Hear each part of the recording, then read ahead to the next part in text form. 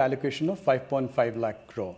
Now you increase that to 7.5 lakh crore next year. How confident are you that the spending will keep pace with the allocation? First of all, this year has been, yes, we had made an allocation till December, you are right, 65 to 68% has been utilized by the departments for spending on public infrastructure. But after the budget was announced, let's not forget that we had Omicron, the second wave, not even Omicron, second wave in April.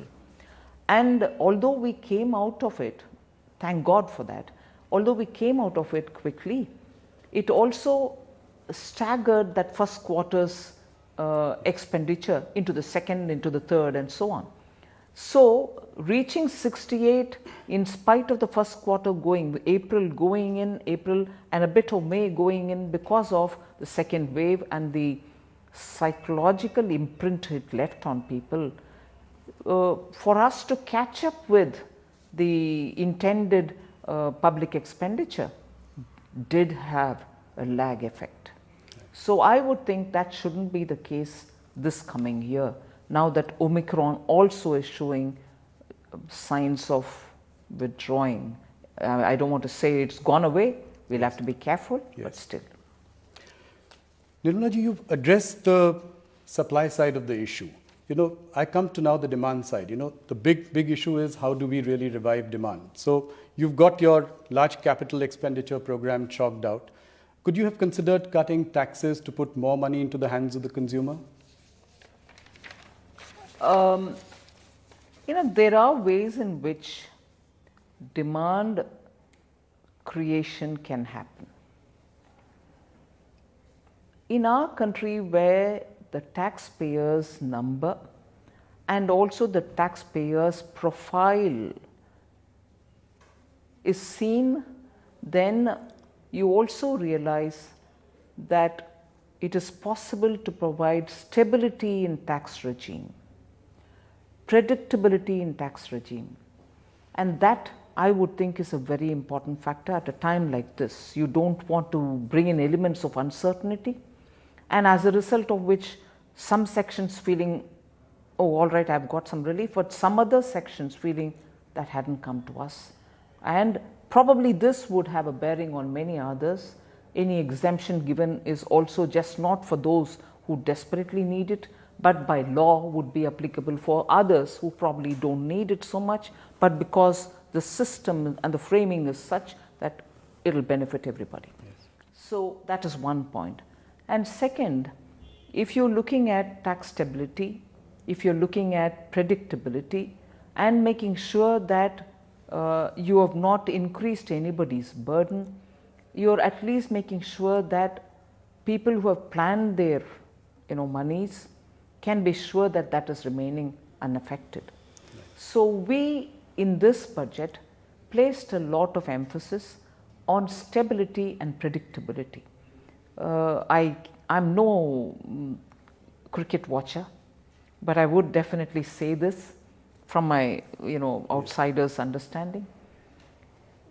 Particularly in a T20 match, it will be the opening batsman can have the liberty to smash hit and do a lot of good sort of risk-taking batting, and probably the end overs the fellows would have to catch up doing as much as they can because they'll have to meet the target and the gap which has to be filled. But there is a sweat toil happening which is in between the two. Yeah. You can probably take that situation. I must say your cricket understanding is quite decent. Thank you. No, I think predictability, stability, I would even say continuity. I think that's been the hallmark of your last three budgets, as I have closely seen it.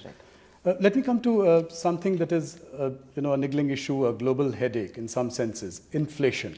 Look at the US, for instance. Our consumer inflation has obviously stayed in the 4 to 6% range. But if that were to really go up in the coming years, do you think that could throw some kind of a spanner in the works? I think globally all economies are worried about inflation.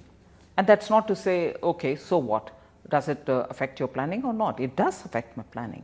I'm only trying to say this inflation, particularly because of certain global factors of metals being very highly priced, energy at least the fossil fuel being very expensive, the production being cut down, the cartel or cartelization of those who are fixing the prices, or all that is having a bearing on all over the world, and certainly on us as well. Yes.